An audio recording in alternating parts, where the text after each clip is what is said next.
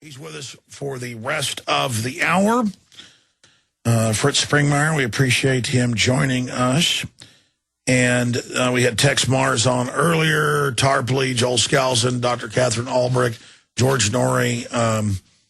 We also had, of course, David Icke, who said hi to Fritz and his work. Darren McBreen is here with his reports that we've also been airing throughout the evening. And we've got a lot of others coming up, Jim Mars, Bob Chapman, Salente, as I mentioned. And we're going to premiere a Inside Skull and Bones with Charlotte Iserby, who first gave the intel to Anthony Sutton decades ago to expose it. Some breaking stuff coming up at 7 a.m. today. Don't forget, we're doing the 4th annual Money Bomb to fund hiring more reporters, more crew members, funding our operation, and getting equipment we dearly need. If you want to donate, be part of this Money Bomb, it's InfoWarsMoneyBomb.com or Infowars.com. We have folks still answering the phones up there, 888-253-3139, 888-253-3139. We also have a lot of items being auctioned right now on eBay. We have a link to that at InfoWarsMoneyBomb.com. Like this bullhorn right here, the sledgehammer we used to break into the other side when we expanded the offices a year ago, and all of that available at InfoWarsMoneyBomb.com if you want to find out more and be part of that. Now we take you to Fritz Springmeier, researcher, author, West Point graduate, patriot, author, who is a political prisoner and is now free and has bravely come on the show, the radio once this week in the nightly news. He joins us now for the marathon 27-hour transmission. And Fritz joining us via video connection. It's good to have you with us.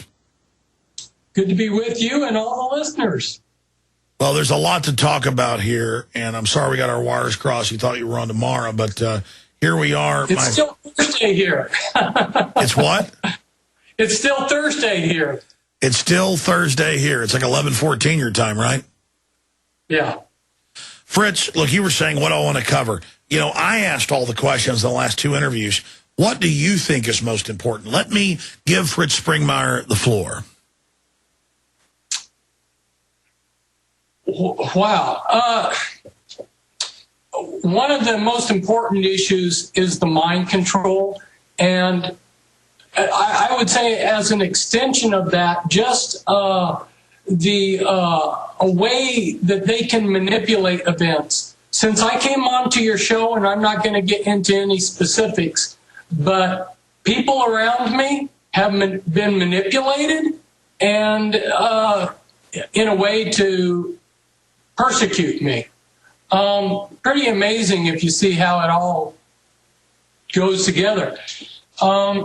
Years ago, I visited with a man who had, by chance, he wasn't supposed to have seen this, but anyway, he was allowed to see it, and the engineer that showed him didn't think that anyone would believe him if he did tell what had happened.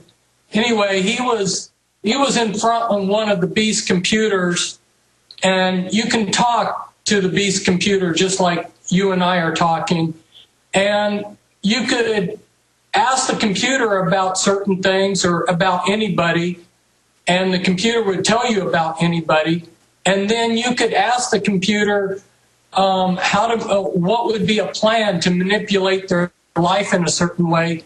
And the computer, knowing that individual better than we know ourselves, would come up with a plan. And he was amazed. He was floored. In fact, the whole thing was so devastating to him. He was like a basket case for about a year after he was shown the capabilities of what they're able to do. But it's been interesting to see what's happened since I was on your show. Reactions from both sides. And, of course, you have a great set of listeners. And I haven't even counted how many email responses. It's going to take me days to get caught up with all of them. But people need to know that things are manipulated far beyond their comprehension. Well, I mean, Fritz, I wanted to be careful in our interview to not get into areas that the feds have threatened you on, but I didn't know this when we called you up to get you on tonight. I don't want to get into specifics or whatever, get you in more trouble, but you're saying you're being harassed or pressured because you came on this week? Yes, there was a reaction. Let's put it that way. Very interesting. And I won't get into the specifics. Yeah. It's interesting. Anyway. That's all I'll say. Yeah, so I think it's important for people to understand both the mind control and how they manipulate events. There was a Illuminati kingpin, and he said that the whole world's a stage. What we're seeing on the news is just staged events. And, they're manipulating things in the Middle East. They're manipulating things here and there. And it's all being manipulated for a grand design. And I think that's important for people to understand, that these things aren't happening randomly. And one thing that helps people to understand the extent of the control is to begin to understand their totally undetectable total mind control.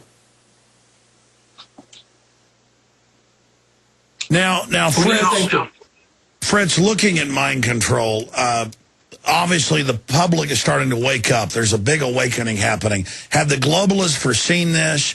Are the globalists happy about what's happening? How is their plan moving forward right now? And what would they like to set up? If they could have their druthers, what would the world look like?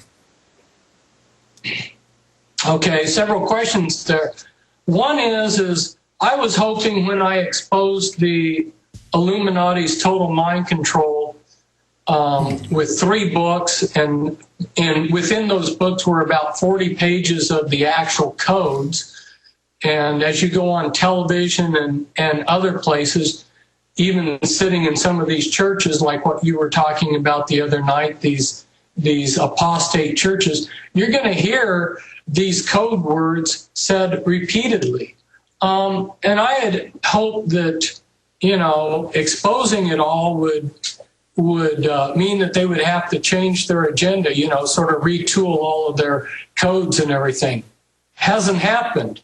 They just kept on trucking. It was like that goes back to what we were talking about the other night, how they really don't think we're going to make any effect. Because they just kept on trucking. They didn't change their programming scripts. They didn't change their codes. They just kept on. It's been a surprise to me. As to what we see coming down the pike, well, one of the things, like I said, and you can get a picture of this in the novel Brave New World, is where they're going to control reproduction, and they're going to be, the state is going to be manufacturing people. They're going to reduce the population. And you might wonder why they could be so heartless as to wipe out most of us. Because these people don't perceive us as any different than an ant. Alex, if you were walking on the street and you stepped on an ant or 10 ants, it wouldn't even cross your mind. And that's, people that have been associated up at the top have said that that's their attitude. And indeed, you look at history and it's the truth. For 100 or 1,000 of us to die means no more to them than if they stepped on an ant.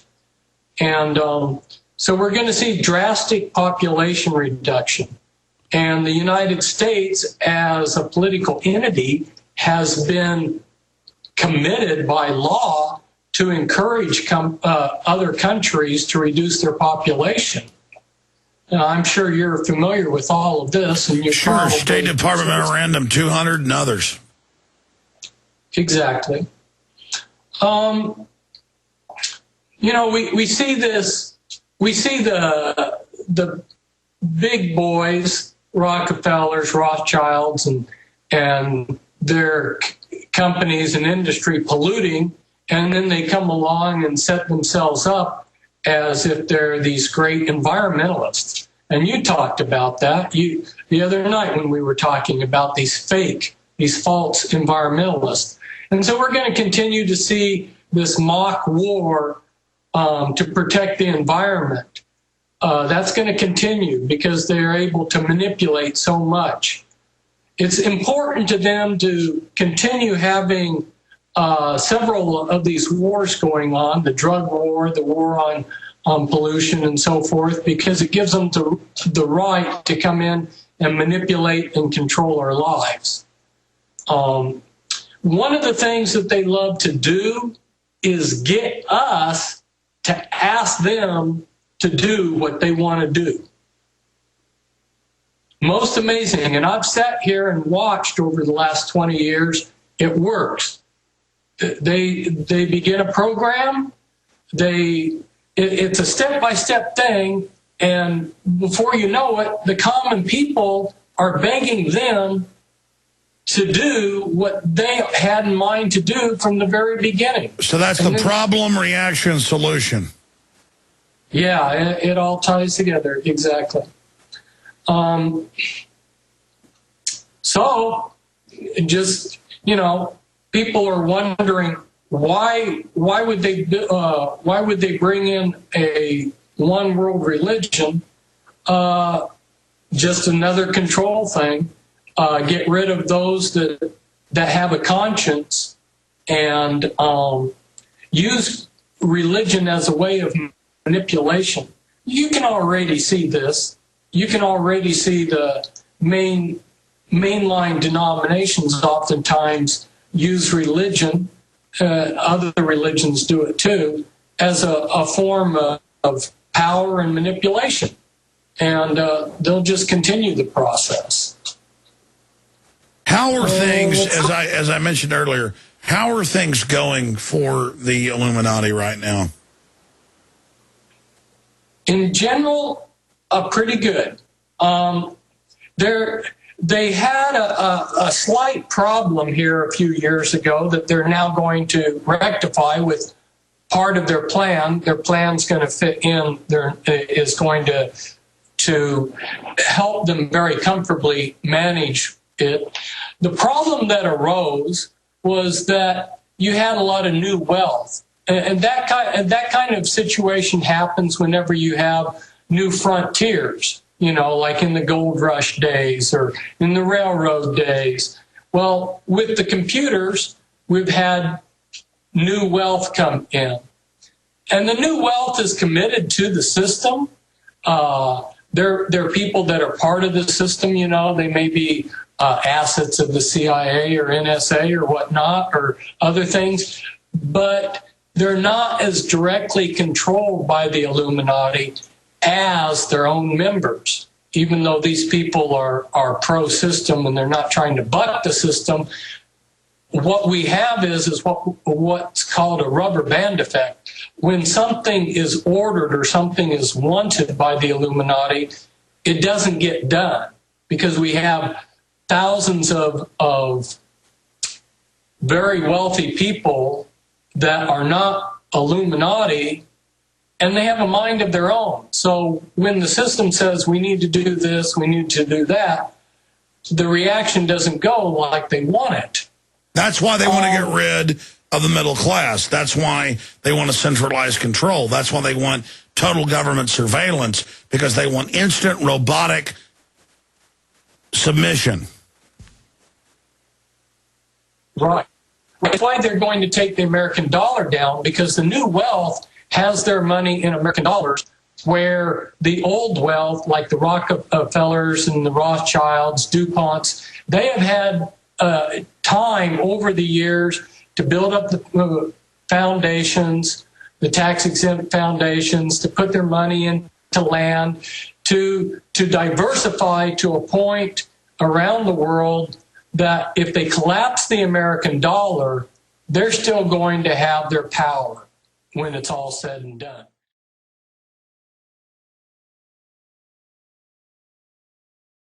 So again, I don't want to interrupt you. Go back. So they're waging war against their own nouveau riche, against their own new rich. Right, exactly. And so we're going to see those thousands of new rich people taken down and humbled. You could use that word. They're going to be humbled. And it's part of a solidification of power by the Illuminati. They're wanting to take the American dollar down anyway because they're wanting to break America. Americans have too much freedom. We have too much mobility, and we have too much wealth. And all that translates into Americans are able to make decisions for themselves. They're able to travel places on their own. And this is just unacceptable. It's hold on. You just hit the nail at the core. The TSA, the federal police force, it's all about domestic checkpoints, training the general law-abiding public that you're a criminal, we're putting our hands on you, we're searching you, no more Fourth Amendment. But it's always been the ultra-rich waging war on the middle class who are independent and don't want to be slaves. So you're absolutely hitting the core here, Fritz. My mission, I think, is to reach the middle class and to tell them, hey, organize against this. I mean, do you see any hope in resisting these people? Well, you're directing your message to a good class of people.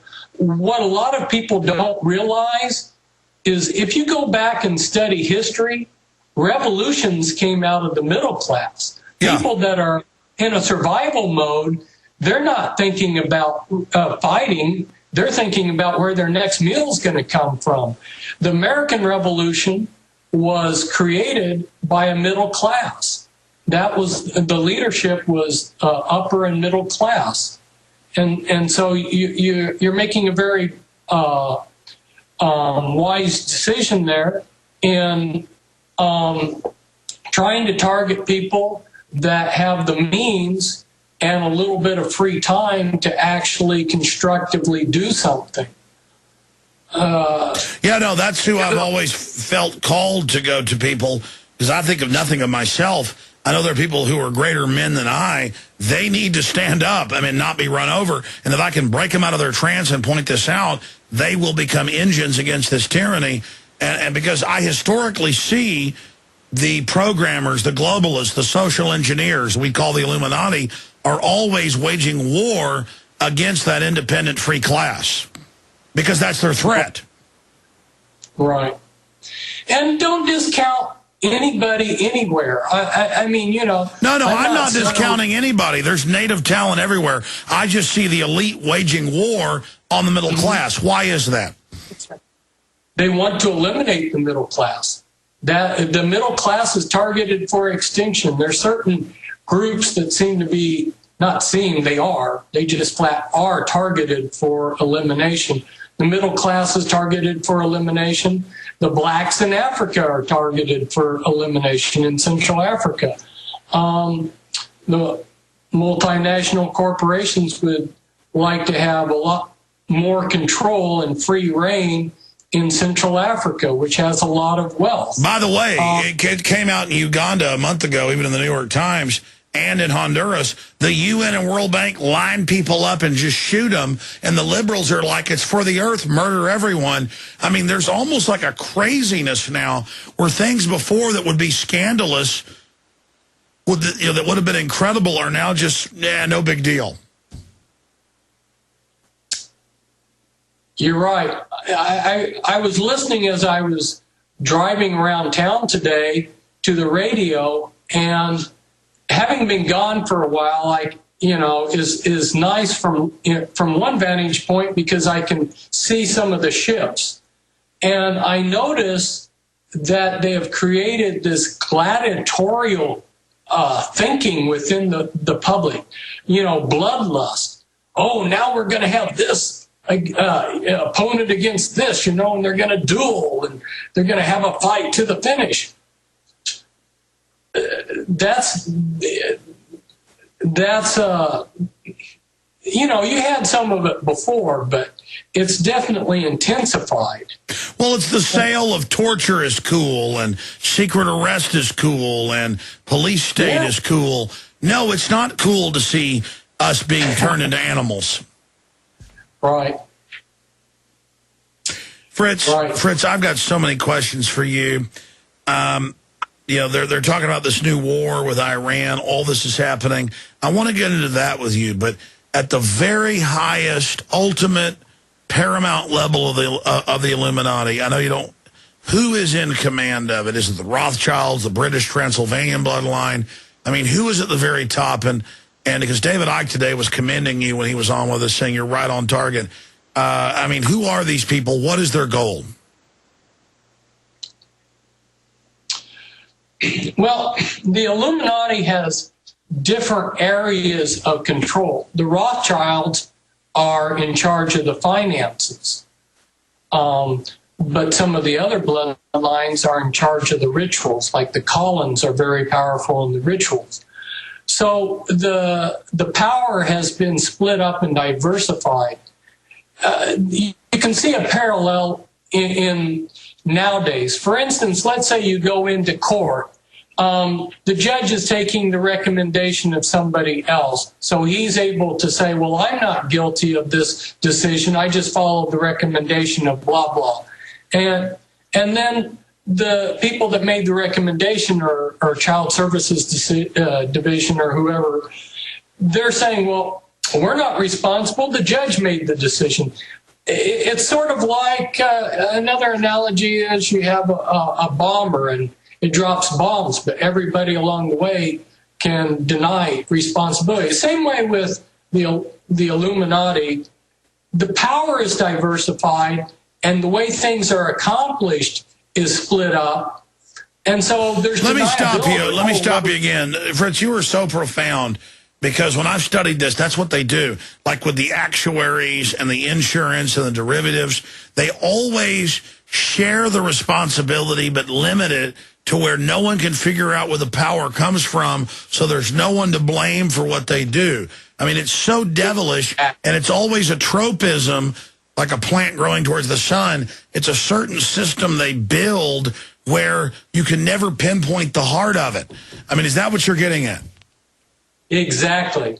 In fact, this reaction to me being on your program follows that whole scenario. It's kind of involved, and it's not something I can discuss, but it's been interesting to see that there was such a quick reaction. All right, continuing, you were getting into how they always insurance off the blame. They always shadow who's in charge to where you can never get to the enemy. Right, and each of the individuals involved in carrying out something can pass the buck mentally and say, well, I'm not responsible for this. I was only doing this. You know, I was only the mechanic that repaired the bomber. I was just following orders when I pushed the bomb bay to release the bombs. You know, I was only the navigator. It was somebody else that pushed the buttons that released the bomb. And so down the line, even with the Illuminati kingpins, even they have a lot of deniability, because they can say, well, I'm just following what was planned by previous generations. I'm just working with these other families. I'm just honoring the family's commitment. You know, the circle, they call their family, or they refer to their family as the family or the circle. Don't break the circle. They've got all these little ways of keeping themselves committed to the plan. And that's it. They're following a plan, you know. They're following orders, even the guys at the top. And I don't want to paint a picture that these guys at the top are just pure evil, because life's more complicated than that. And you'll see some of these leading Illuminati kingpins, they're the philanthropists of the world. They're the ones that are doing great deeds. They do greater deeds than I'll ever do. Well, no, the Illuminati talks about this balance. They create war, but they create peace. They're like trying to occupy the universal sphere. Exactly. They're Gnostics. They want their good deeds to be balanced by their bad deeds, and the bad deeds be balanced by their good deeds. This balance. And so you're going to continue to see this dynamic, this Hegelian philosophy and all of this Gnostic balancing. You're going to continue to see that. You know, we've seen some advancements, and we're going to continue to see some advancements in science and in other areas, medical and communication advancements. Well, I was about to add, I have been through channels threatened over the years by certain groups, but other powerful groups have reached out and said, you know, off record, you're only allowed to operate because you bring balance. So they see it almost like I'm a manifestation of something, you're a manifestation of something. You particularly went after certain groups, they put you in prison, but that's how their whole worldview basically works. Correct. Exactly. And on my 9/11 talk, which you were generous and made available to the public, I talked about the caduceus. It's a symbol of health, but it's representative of that balancing that they try to. Well, let's start over. I'm going to shut up and give you the floor. Go into 9/11 symbolism, Fritz. I'm going to shut up and give you 10 minutes, unabated, break down 9/11 and the Twin Towers, the whole twin columns, the whole thing. You've got the floor. It's obvious that the targets that were picked for the 9/11 attack were iconic. They were meant to evoke certain things from people. And just getting right to the point, towers have, in the psyche of humans for thousands of years, represented security. And so an attack on the World Trade Center towers was an attack upon the security of the United States. What it did was, on a subconscious level, is make people feel insecure, that we can't protect ourselves, that we're vulnerable. And 9/11's the number for security. That's when it happened. Please continue. Yes. There you go, that dichotomy again. You know, and you'll see that in the mind control. Like everything false is real, you know? I mean, it's this... Yeah. I'm interrupting again. Seriously, you got the floor. I'm not going to interrupt again. Just start over. Get into 9/11. You're welcome to. I love your comments. And I can see why over the years you have built up so many fans and so many listeners. And you make it fun for people. And it should be. It should be interesting and fun for people. 9/11 has a tremendous amount of symbolism. 11 has a tremendous amount of symbolism. 11 stands for towers, and towers come into Illuminati symbology in a lot of ways. And they tie back in with, for instance, the Habsburgs. One thing I pointed out in the 9/11 talk was that even our dollar sign has the twin towers of the Habsburgs in it. People don't realize, why are there two lines? It's because those were Habsburg towers, and those symbols then got onto the Spanish dollar, and then the Americans adopted it from the Spanish. So it has a long history.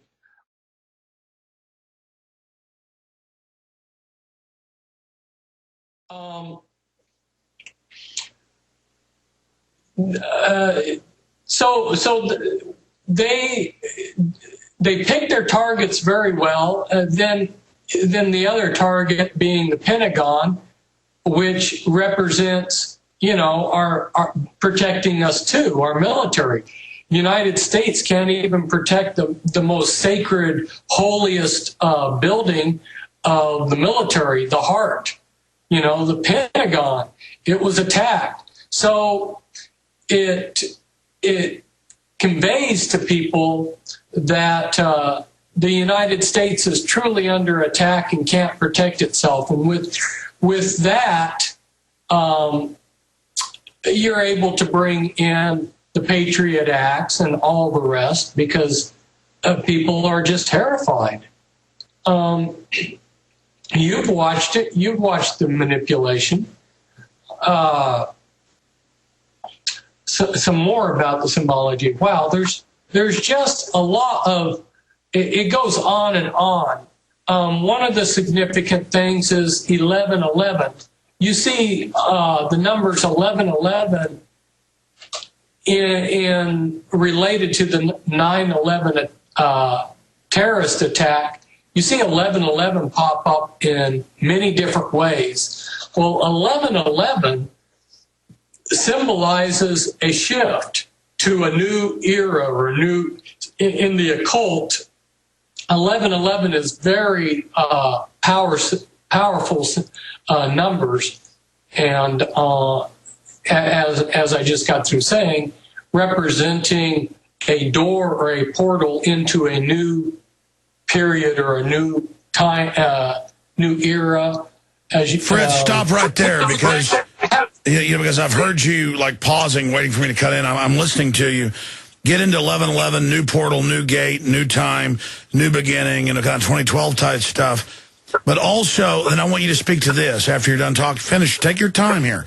But after you get into that, why do they have Fox TV where the government hijacks a jet by remote control, fly in the World Trade Center 6 months before to launch an attack on Afghanistan? Why all these different TV shows and ads about 9/11? Why do they show you what they're going to do before they do it? Is that the lesser magic? So finish up with all the iconography and the archetypes and then continue. So you've got the floor. Just keep rolling. Good question or good focus there. The revelation of the method. If you can tell your slave ahead of time what you're going to do, how much more power do you have over him? Okay, now I'm going to hit you and I'm going to slap you in the face and you're going to stand there and take it. That's one reason why there's the revelation of the method is it freezes people. It literally terrifies some people to realize, whoa, they told us what they were going to do and then they did it. I've seen people frozen in their tracks with that realization. Another thing is it's their inside jolly chuckles. I've watched this over the years. They tell their own people, okay, look at such and such and such, and you'll see we're in control. For instance, a real easy way to make that point is look on the back of the dollar bill. There's the pyramid and the all-seeing eye. What does a pyramid have to do with America? What does this all-seeing eye have to do with America? Nothing. It's a pyramid might have something to do with Egypt, but they can sit there and tell their people, you see, we have the power to put our logos on the money. We have the power to do this. We have the power to do that. And even their own slaves, their own people, which they enslave, are terrified because, wow, look, they're able to show us right on television what they're going to do. There was all kinds of television shows, cartoons, where they showed the Twin Towers being attacked, comic books. So, they revealed what they were going to do. I'm sure you and a lot of your listeners are aware, if you take the 1 and the 5 and the 10 and the 20 and the 50 and the $100 bill, and you fold them all exactly the same way, and you put them in sequence, denominational sequence, and you flip them, it makes a flip chart. It shows the Twin Towers, they come up, and then the planes flying into them, and they're falling down. It's a little motion picture. They do this stuff, and they can show it to someone and their own people or other people, and it's a revelation of their power. They're not having to surprise us on this. They can, okay, I'm going to punch you in the belly, and here it comes.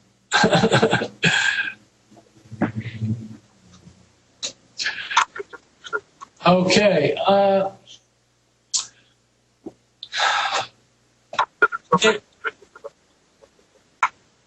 Is there something suspicious about it? Auspicious. Well, I think the most auspicious thing was what I just mentioned. Hey, Fritz, the only way I can shut up, I'm going to be honest with you, is I am actually going in the control room to let you talk, because I'm so obnoxious, I will interrupt. So I'm actually trying to give you the floor, brother. Go ahead. I love your comments. This is a conversation here. It's not a monologue. And I have to be careful, because sometimes I can get too detail-oriented. Well, I want to be specific. You've been out of prison almost a year. You decided to come public here. You're obviously getting a lot of heat on you. There were some things you didn't want to get into. You've been told not to get into. Ricky Ross, the biggest cocaine dealer for the CIA on the West Coast, he came on this show, and they, and other shows, and they're trying to put him back in prison. So I warned you up front. We appreciate your courage, but obviously this is stuff they don't want people to be hearing. Well, I think I'll be relatively okay. We'll see. I'm a believer, and I also believe that God's in control ultimately, and if he allows certain things, I know that because I love him, that all things are going to work together for good to those that love him and are called according to his purpose. You know the quote. And so we have to go forward with faith, and we can't just sit back and cower in fear, which is what some of these things are done to. They're intentionally done in a certain way to do that. One of the things, you look back at the Kennedy assassination. Now, they wanted to get rid of JFK for a whole number of reasons, but there could have been a real simple way to do it. They could have poisoned him. They could have whatever. He had health problems. He was in World War II injured. But instead, they wanted to kill him in public. I want you to speak to JFK and that ritual killing. I know where you're going with this. And then I want you to speak to, because you brought this up without me raising it, why does the Illuminati hate black people so much? Why is there, because they like to kill everybody. Let's be clear about that. Some black folks think all white people are part of the Illuminati. Average white folks are dumber than a box of bricks or something. Dumber than a hammer. But why is there a particular hatred of black people? I want you to get to that after JFK. They intentionally killed JFK in a public scenario to traumatize the American people, and also just to blatantly show certain people the power that they had. It was definitely a ritual murder. There were a lot of ritual symbology around it. And by the way, 9/11 was meant to intimidate governments and populations that were aware and informed. That was another, I want you to speak to that if you disagree or agree. That was done as well to hey, we did this, watch out, we're crazy. We did this in full view. Exactly. That's why revelation of the knowledge, revelation of the method is one key ingredient, because you can you can then quietly tell these other governments, look, you're going to come in line. Okay, you know? so I'm going to stop now. 10 minutes, you've got the floor. Go into JFK, go into why they hate black people so much, go into Revelation of the Method. You've got the floor, so don't stop. You've got it right now. Okay, well, let's go back to a previous thing that we were discussing that David Icke brought up, and that is whatever we want to call these non-human entities.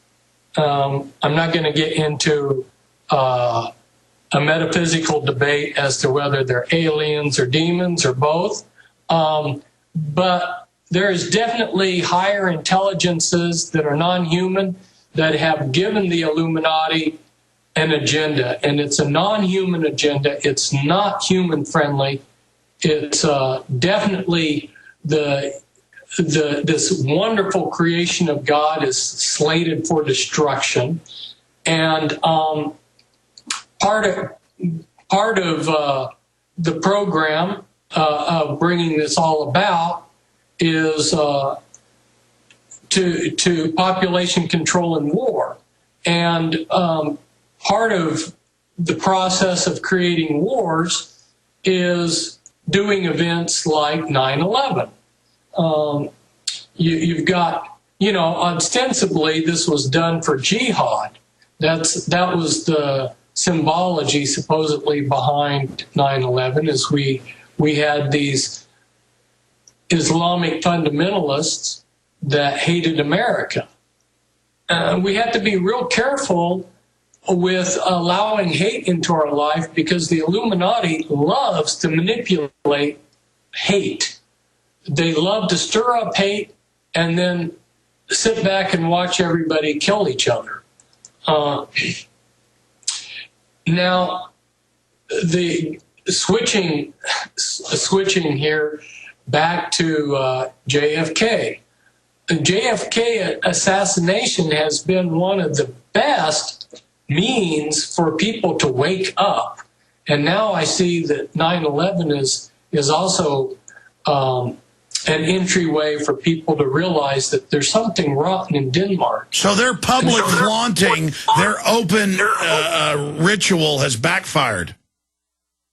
Exactly. They've made a public display of power, but that public display of power is also a means for us to point out that they do have this power and are manipulating things. In the Kennedy assassination, I don't know the current number, whether it's 110 or 119 eyewitnesses were killed in mysterious circumstances. A similar situation happened over in Belgium. I'm kind of shifting channels on you here and going in my own direction. But this is something that a lot of the listeners may not be aware of. And that was, in my 1991 book, I exposed one of the Illuminati's top ritual castles in Europe. And I gave the location. Yeah, no, listen, right now I'm leaving the studio to make sure you're not interrupted, because I want you to get into that castle, JFK, 9/11. Fritz, lay it out right now. You've got the floor. Do it right now. Well, from eyewitnesses who had been in rituals in the castle where children were sacrificed, and the blood of these children is drained, and quill pens are filled up, and the blood is used to write an account of what the Illuminati have done that day and bring about the plan.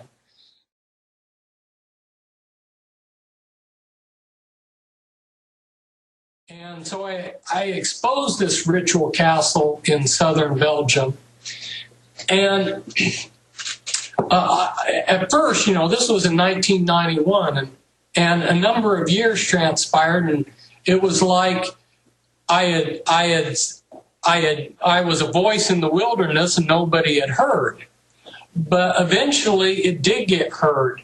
And what happened is in Belgium, the Belgian government was toppled.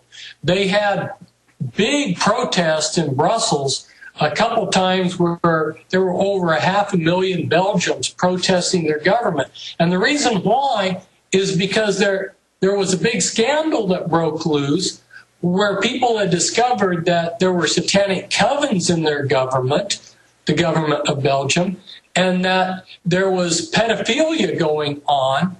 And this got connected and people then were able to connect what was going on and some of the people back to this castle that I had exposed. And so Interpol, due to public pressure, sent somebody here in the United States to my house to interview me to find out information about the ritual murders that went on in this castle. Well, this was a very strange way that this FBI agent who was representing Interpol, it was very strange the way he approached this murder investigation. I would just throw out to the listener right now, if you were an FBI agent or a policeman and you were investigating a murder, how would you approach doing it? And then compare that with what happened in this case.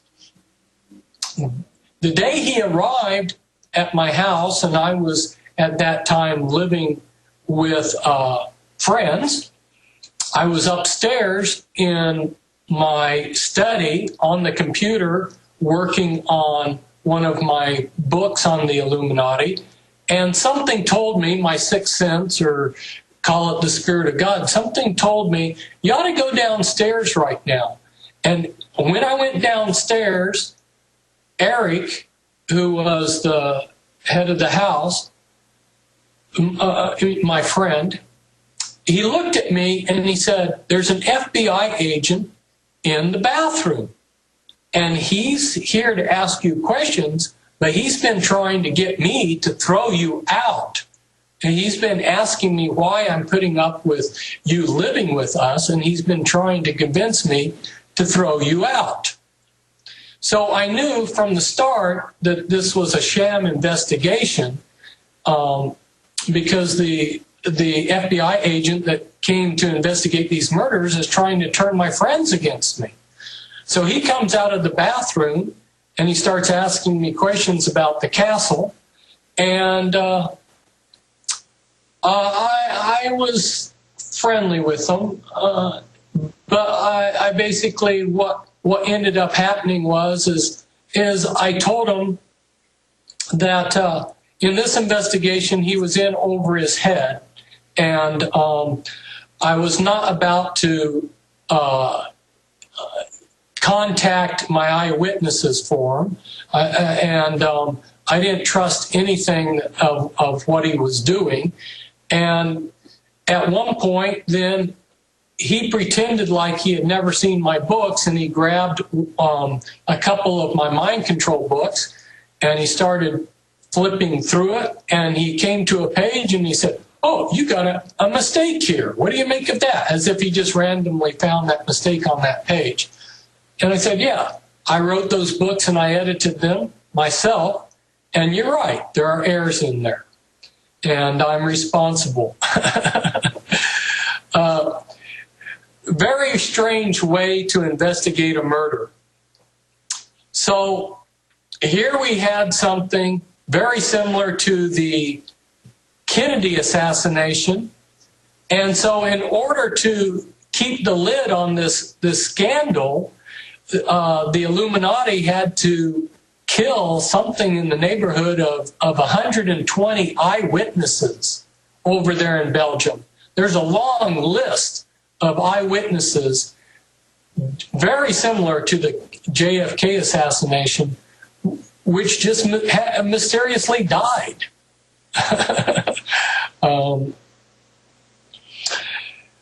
I would encourage anyone who has doubts about the hidden hand, that events are manipulated, I would encourage them to start with the JFK assassination, and then once they see how events were manipulated there, then you can progress to 9/11, and these blatant shows of Illuminati power that were meant to traumatize us can also be flipped for good as a way for the novice to introduce himself to the fact that events are being controlled and manipulated. Fritz Springmeier is our guest. We've kept him up late at night. I have Theodore, Brian, Joe, Randy, Jeff, and Bryce holding from earlier before Fritz even joined us. Aaron Dykes is going to come in for a few hours. Then we've got Paul Watson. I'll be back with Gerald Salente and others. If you believe in what we're doing and you want to see more of this information, alternative information brought forward to understand our world, donate to the InfoWars Money Bomb, InfoWarsMoneyBomb.com, or 888-253-3139, 888-253-3139. We got a few more folks who are stumbling around, been up all day to take your donation so we can hire a second string who will become first string, because we've got like 4 people and me doing the nightly news every night. I'm up here till like 10 o'clock every night now. On top of the radio, we want to hire another group so that we can like actually not go completely insane, busting our butts here. If you donate to us, InfoWarsMoneyBomb.com. I want to thank all of you that have donated. I want to go to phone calls for all the folks that are holding, and then we'll go to break and come back with Aaron Dykes. You can punch out now, Fritz Springmeier, or you can stay with us for another 15 minutes and take these calls. It's your decision, Fritz. What do you want to do? I'll take the calls. Let's roll. These calls will be all over the map, and then we'll end there, come for like 5 hours. I'll go take a nap so I'm not completely punch drunk, and then I'll come back and go right through 2 o'clock tomorrow, 27-hour transmission. Aaron Dykes coming up. But Fritz, any other things, because I've been steering the conversation here to some extent, any other points you want to make before we go to calls? Oh, we've covered a lot of good points. Let's take the calls. All right.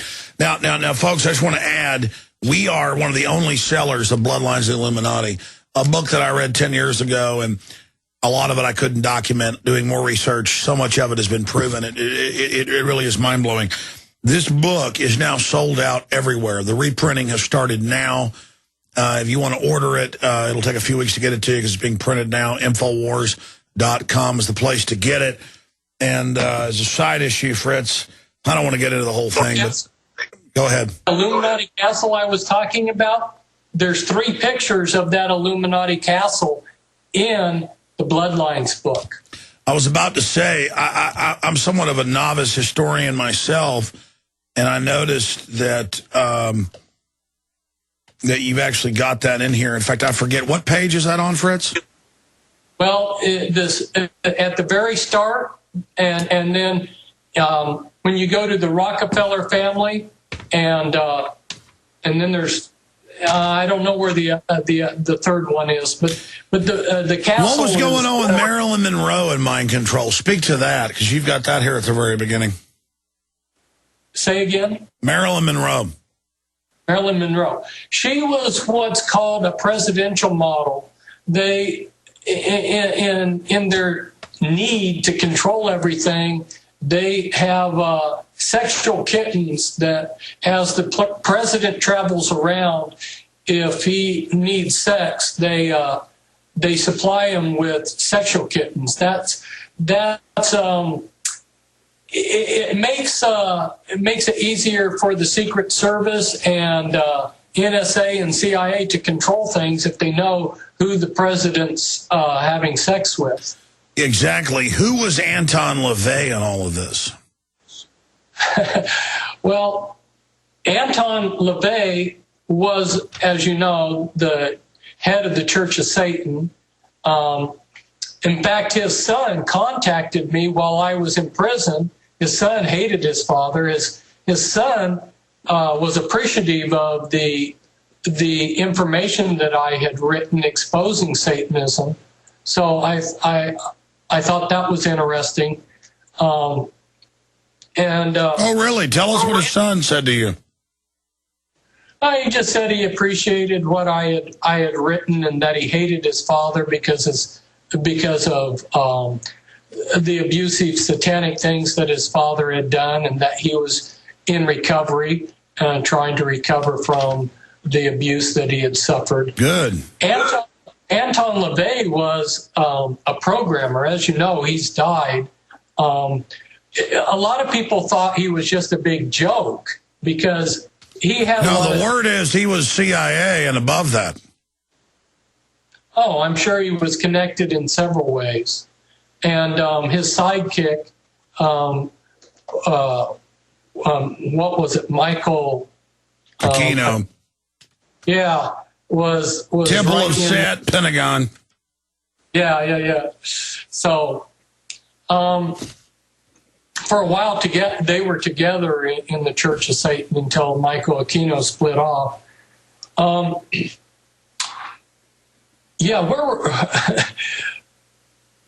We were going somewhere. We were gonna have the listeners ask their questions.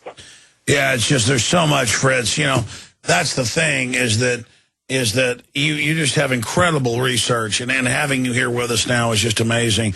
We'll go to the phone calls. It's just that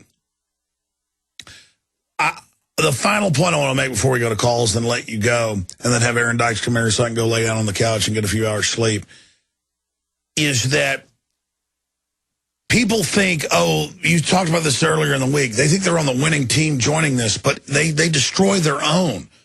I mean, there's no reason when you know the game to join this predatory system. Can you speak to that briefly?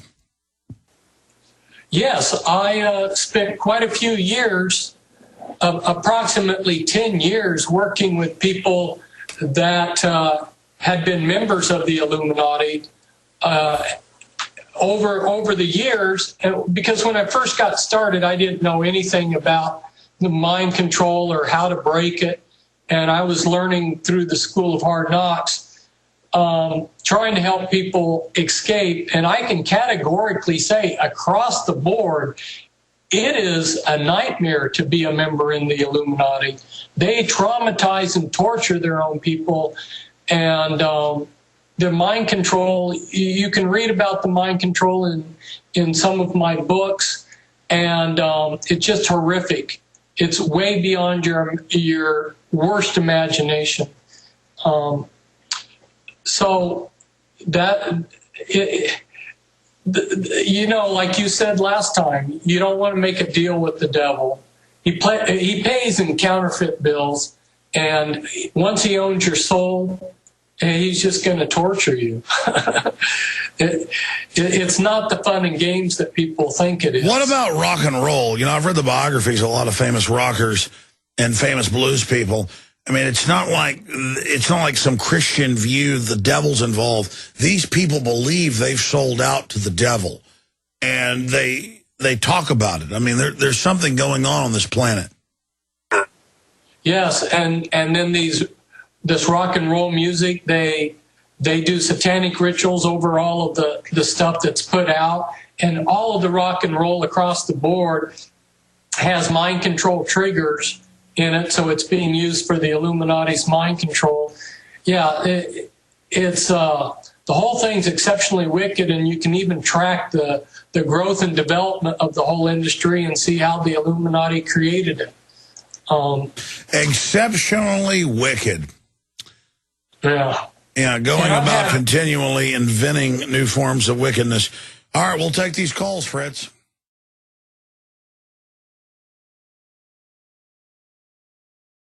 Let's do it. All right, let's talk to Theodore in Arizona. Theodore, you're on the air. Go ahead. Hey, guys. How's it going? Good. Go ahead. Good. Could you tell me, Mr. Springmeier, Mr. Jones, what you guys think of Lucifer? Fritz, you want to take that? Well, Lucifer is the Gnostic concept of the light bearer. But from the Christian perspective, anything that's in rebellion against God is outside of what's acceptable. And I don't care if Lucifer does bring some form of enlightenment to people. Ultimately, he's just the nice mask of Satan behind. It's a twisted enlightenment. Yes. Does that answer your question? Same thing with same thing about you, Mr. Jones. Same thing. You'd say the same thing. Yeah, the god of this world is Lucifer. And the lower level minions are Satanists, but the high level are Luciferians. What's your view of Lucifer? I agree with you guys. I had to ask that. I want to say that I appreciate you, Mr. Jones, Mr. Springmeier. It's awesome that I got you guys both at the same time. Anyway, there will be a third party. It will emerge, Mr. Jones, and then there will be leaders that emerge from that. Mr. Paul will kind of catapult all this. You guys are just going to kind of catapult all of this forward, all this work. So it'll be good. It'll be good. I mean, we'll fight it. And then the other thing is that I wrote you some letters. I'm not sure if you got those. I hope you did. There's some really good information in it, specifically for you, Mr. Jones. And I hope you read it. If you did, keep it close. Look at it. Otherwise, I'll see you guys soon. I'm going to be fighting with you guys. I'm always fighting with you guys. I'm right next to you guys. And keep going forward. Thank you, Theodore. Do you have any comments to what he said, Fritz? No, let's take the next listener. Brian in Houston, go ahead. Alex Jones, very, very good to talk to you. Fritz, thank God that you have been released from prison. I am very, very thankful that you have been released. Alex, thank you so much for the information and the guests that you're having come on this show, because it's information that all of us need. And, I'd like to say one thing to your listeners. The information that Alex is giving you is absolutely, without any equivocation, true. If you don't believe it, take the time for yourself and research the information yourself, because I guarantee you, you will find every drop of this information to be unequivocally correct. What I wanted the two questions that I wanted to bring up, the first one is, Alex, you've been spot on and right on point on several occasions with predictions of your own as to the direction that things are going. With the information that's available to us now, can we as truth-seeking Americans predict in some way, knowing what the end game is, how this will play out over the next 3 to 5 years? Does anybody have any clue? Now, we know how it's going to play out, and we'll get Fritz's take on this, but it's all up to human activity. It's all up to our will. The system has to twist us to go along with what they're doing. And so it's the great challenge. But they want war, they want staged terror attacks, they want checkpoints, they want depression, they want control. But if we speak out, if we get involved, then that counters their evil. It's only our acquiescence that allows this to manifest. Fritz. Yeah, I guess the analogy that I might make is God said he would spare a city if he found one righteous man. And so let us be that one righteous person that allows God to spare our area, our city. That's the only reason North America is even still here with the great evil that controls us. It's like Sodom and Gomorrah. They're like, God, if we can find, and God says, well, you can find one person, I'm going to spare the city. And that's what it comes down to, is like Nineveh with a 100-year reprieve. What we do shapes the world. Exactly. I'm ready for the next listener. Sure. We'll go back to Brian's gone, but I interrupted you with my zest. Finish your point about God passing over cities. one thing that happens is there's a prophetic pattern, and that is God allows Satan to do certain things, and then he goes beyond what he's allowed to. Just for instance, like the legal system, maybe when they arrest you, instead of just sticking with the facts, they go way beyond the facts, like they did in my case. They just made up facts. Well, what that does is it allows God to move in on that situation and bring judgment on those people, those evil people. So sometimes some of these things have been allowed by God because it's going to allow him to bring judgment on these people, because they're going to go beyond what God has, just like in Job, God said, yes, you can touch them here, here, and here, but don't go there, So there's a lot of spiritual dynamics going on, and that's why I encourage people to stand up for what's right. People get so discouraged and they go, well, what can we do? I'm just one person. Well, one person can save a city. One person can turn things around. Alex Jones is just one person. I'm just one person. And so... I agree with you, Fritz. At the end of the day, I believe that's my mission, is to show people, as imperfect as I am or you are, what one person can do. Finish. Go ahead. No, that's a good place to take the next question. All right. Brian in Houston is gone. Let's talk to Joe in San Marcos. And I guess San Marcos is in Texas, too. I guess that's south of Austin. Are you calling from Texas, Joe? Yeah, San Marcos. Go ahead. I'd like to, I think the root of the problem is psychopathy. And I'd like you to go into detail about what psychopathy is, how brain scans of psychopaths show that they're different. They are malfunctioning humans, almost like a cancer. And if you could go into detail about what psychopathy is, how important it is for people to understand to protect themselves. Well, we know that maybe 1 out of 200, 300 people, they debate the numbers, as a psychopath and doesn't just not feel people's pain, but actually sadomasochistic or masochistic psychopaths. And then you get into this whole point that, myself, I don't feel violent against anybody until I see them hurting innocents, women, children.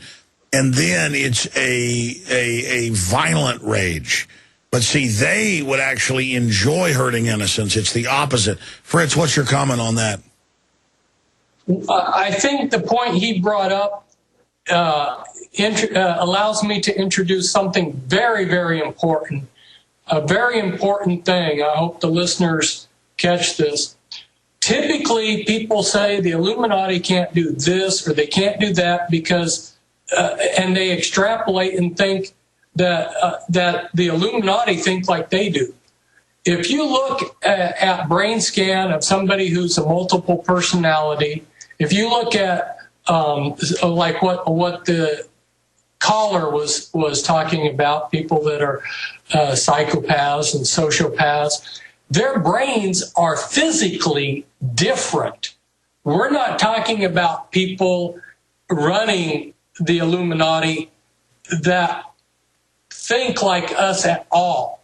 They're totally different. Do not think that these people, if they're even people, they're not of this world. I mean, spiritually, mentally, the brain scans, I've seen the maps, they're not us. And that's why we have a blind spot to them.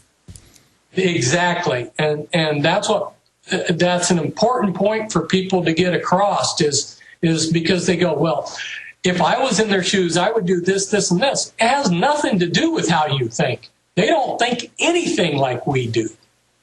Nor are their brains physically the same as ours. What from your research, they're artificially trying to create this in the general public, obviously, but But genetically or historically, how many people out of 1,000 are like this? Well, the mind control here in the United States, when I went to prison, it was about 1 in 40 had the total Illuminati mind control. It's probably a higher percentage now. And that's a lot of multiple personalities walking around. They give multiple personality disorder, or they call it DID. They give it a lot of other names, bipolar, or this or that.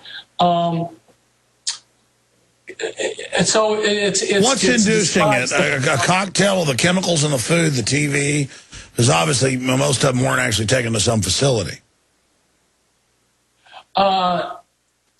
Yeah, they're actually taking a lot of them to facilities. The facilities are a lot more numerous, available, and there's a lot more of them than what one might realize. And it doesn't take much to have a simple programming place. Anyway, I didn't answer your question on the blacks.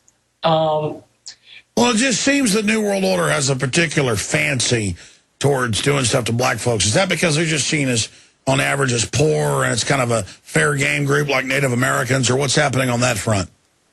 They have had a hatred against that racial group from early on, and all down through their history. They will use them. They will find blacks that they can use.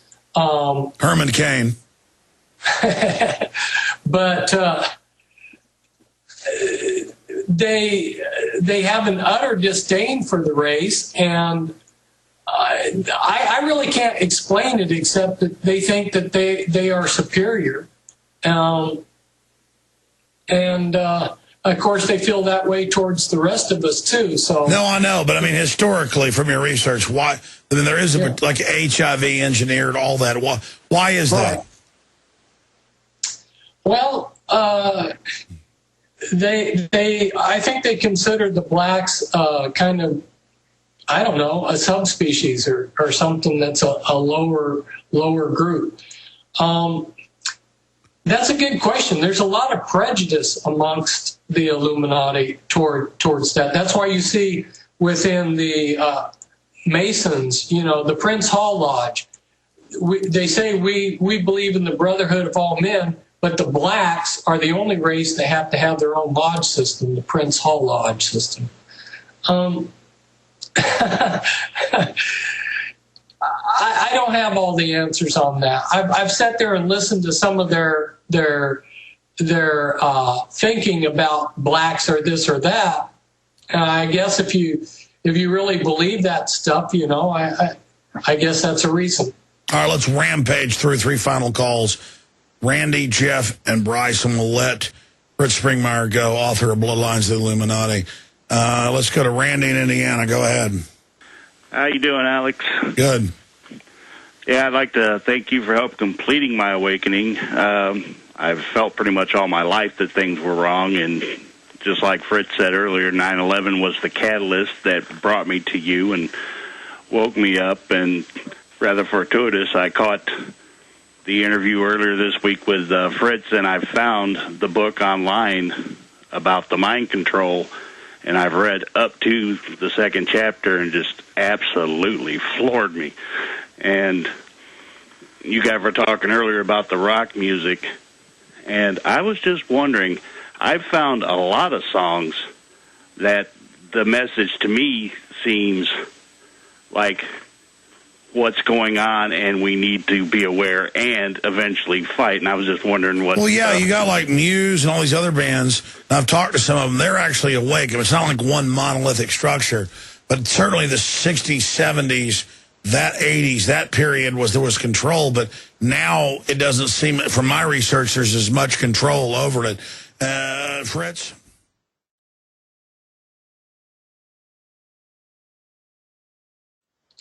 One of the things that's happened in the music industry is it's diversified, everybody can have their own little band that they like. So yeah, there has been some of that going on, like you say, Alex, where instead of having the big band, the Elvis Presley type person or Tom Dorsey band or whatever, it's diversifying in recent years. That's something that's been going on while I was down in prison.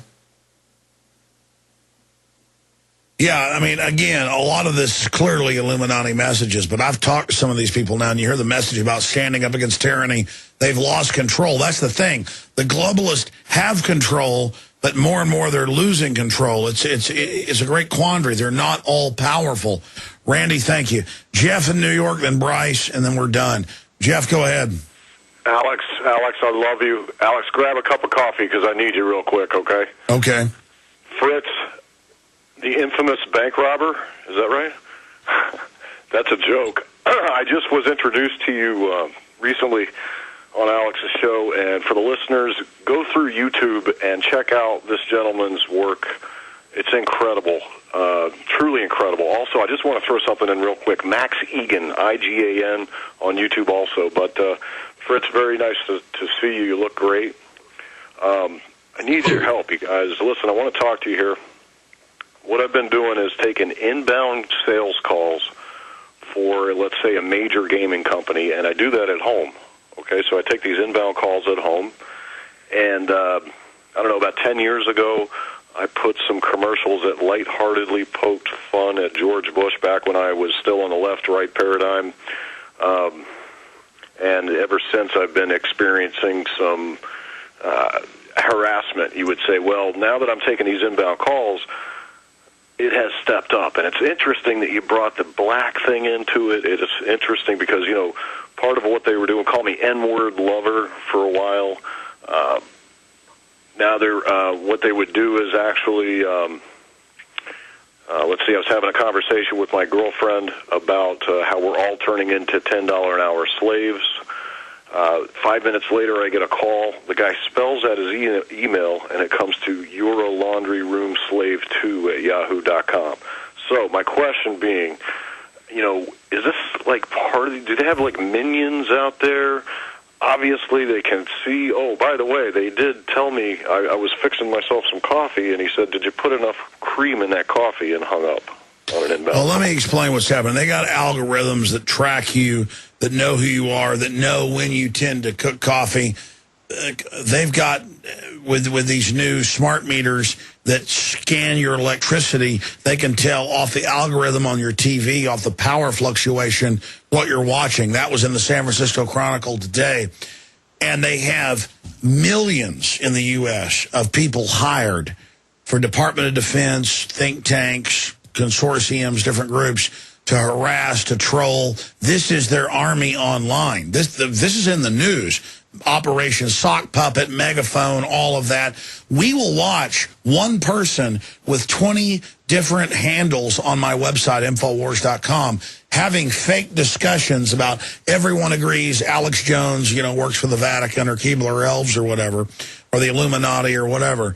And we will watch the same person. We let them operate because we're learning about these people, but that's all admitted.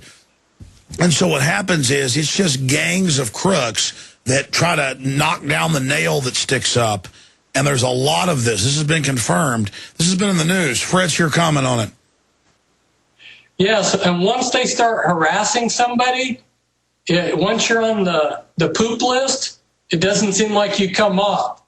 It's just this thing will be ongoing for years. And I know lots of people that have ongoing harassment year in, year out. And but we call it enjoyment. The calls constantly at the house, the mail being sent to us from other, the harassment, the death threats. I mean, Fritz, that's a sign you're over the target. Yes, exactly. Yeah, so just enjoy it, sir. I mean, that means you did the right thing. I mean, this is a real badge of honor here. You ought to really enjoy this. Look what's happened to Fritz, though. I mean, what an incredible story for that to happen to him. Of course, you know, and now they're calling me pedophile. Let me tell you, I actually changed location, went out west to New Mexico, ended up having tires slashed, cell phones stolen, and keys stolen out of the ignition within 24 hours. Went to Florida looking for work. Same harassment. Come back up to New York, and my girlfriend's tires are slashed. Well, you might have worked in some project, too. I've seen that with certain people that worked in things that weren't really clear what they were working in. Thank you so much, Jeff. Final caller for Fritz Springmeier, Bryce in Missouri. You're our tail gunner. Go ahead. All right. Well, thank you for taking my call, guys. I appreciate what you're doing. Staying up this late at night. Please excuse me for my cold. I got a question, and then I want to make a comment, and then dovetail that, because I think I can answer that question about why blacks are targeted. But my question is I have a documentary shortly coming out, and I use clips from you, Ike, Alan Watt, you name it, even Springmeier. I have a clip from his book, Bloodlines of the Illuminati. So I'm wondering, A, is it okay to use those clips in the film as long as it's nonprofit? I mean, we're just talking about a YouTube video. And B, what's your take on the whole community of conspiracy theorists wanting to use each other's material? Is that let me just stop right there. As long as you're using a small clip of something and analyzing it, it's fair use. It's whole works that are the issue. My mission is everything's out there, whatever. There's a lot of folks that fight with each other and territorially fight over information. You know, it's better to not ask permission and ask forgiveness later than to worry. People call me and say, can I paint your website on my car? Well, number one, don't ask my permission, but yes, you've got a First Amendment right. So, Fritz, your comment on that. Yeah, you have permission from me to use that small clip, and while I was in prison, all of my material's been pirated and put up on the internet for free anyway, and in the long run, it brought benefits to me and other people. So, that's one of the blessings of the free flow of information. As an author, I'm reluctant to allow people to print my books and sell them. I know a few people have even done that. Sure, they alter them too. I mean, you've got to control your basic copyright for a full work, or they can manipulate it. Right, that, and people need to take into consideration the hard work and the money and the time that goes in to produce these things, and realize that if you're stealing money from the person who's created this, that you're actually making it harder for them to continue doing what they're doing. Absolutely. Well, Fritz, an incredible hour and 35-minute interview. I look forward to speaking to you soon. Your book, Bloodlines of the Illuminati, available at Infowars.com. If people want to contact you, what's the email? It's SpringmeierMessages@hotmail.com. And Springmeier is spelled SpringMeier, and then messages@hotmail.com. Thank you. Thank you, Fritz. I know it's 12:35 where you're at, so I'm going to let you go ahead and get some sleep. We'll talk to you soon. Thank you for joining us. Thanks, Alex. I enjoyed it. Thank you for coming on with us.